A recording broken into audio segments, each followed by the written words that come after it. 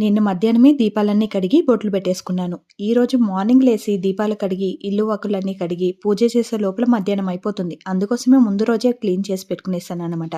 Thursday దాకా clean చేస్తాననేం లేదు. నాకెప్పుడు ఇంట్రెస్ట్ వస్తుందో అప్పుడు తీసి క్లీన్ చేసేస్తాననమాట.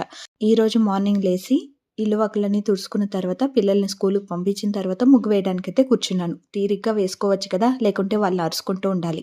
ఈరోజు మిమ్మల్ని ఒక క్వెషన్ అడగదాం అనుకుంటున్నాను. తెలిసిన ఆన్సర్ తప్పకుండా కామెంట్‌లో తెలిపేయండి. ఉపవాసాలు ఎందుకుంటారో మీకు తెలుసా? దయచేసి దేవుడి కోసం అని మాత్రం చెప్పకండి.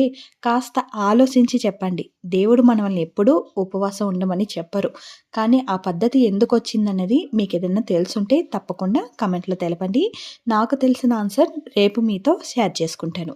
ఇక మా ఊరు చిక్కుడుగాయలైతే వచ్చేసింది. మా ఆయన నిన్న ఒక ఫంక్షన్ ఉంటే ఊరికి వెళ్లారు. ఊరు నుంచి వస్తూ చిక్కుడుగాయలు కూడా పట్టుకొని వచ్చేసారనమాట. ఈరోజు చిక్కుడుగాయ పులుసు, అన్నము అంతే.